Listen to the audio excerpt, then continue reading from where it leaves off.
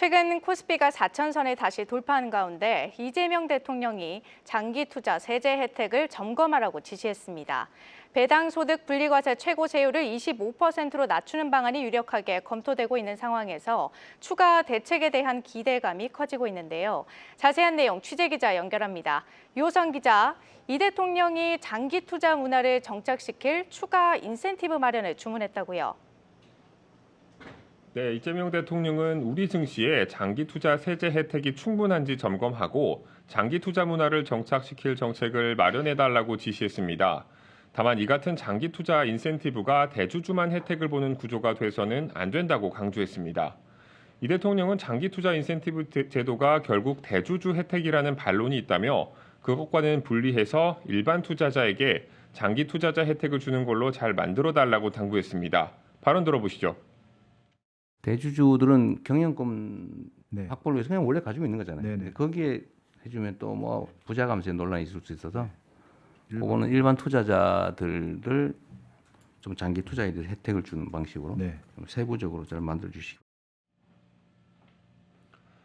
배당소득 분리과세 최고세율을 25%로 인하하는 방안이 유력하게 검토되는 가운데 코스피 지수도 4천선을 재돌파하며 다시 증시 활황 기대감이 높아지는 분위기입니다.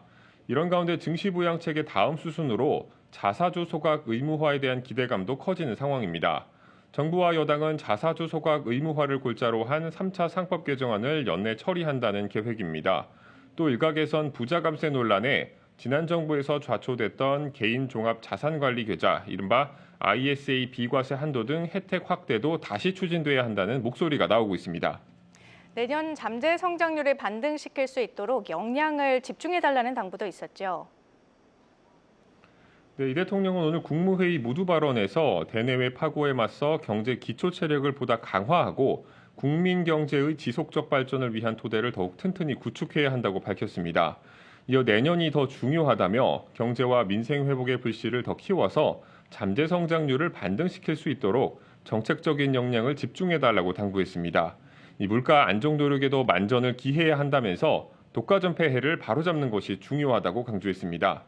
이 대통령은 독점, 과점적 지위를 악용해 부당이익을 취하려는 경우가 있다며 쌀 속에 이 같은 것이라 반드시 골라내야 한다고 말했습니다.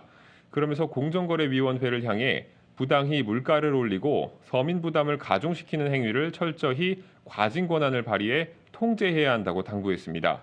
앞서 이 대통령은 식품 물가 상승 주요 원인으로 유통구조와 함께 밀가루 등 원재료 공급 대기업의 가격 정책을 문제 삼으며 공정위와 관계부처에 강도 높은 조사를 지시한 바 있습니다.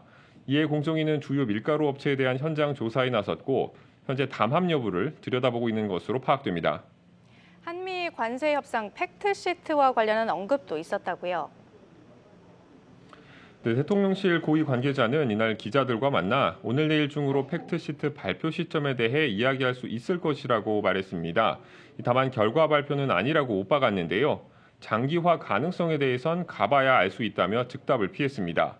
당초 지난달 29일 한미 정상회담 이후 일주일 내로 발표될 것이라던 한미 관세 협상 팩트시트는 원자력 추진 잠수함 등 안보 분야에서 이견을 보이며 2주가량 발표가 지연되고 있습니다.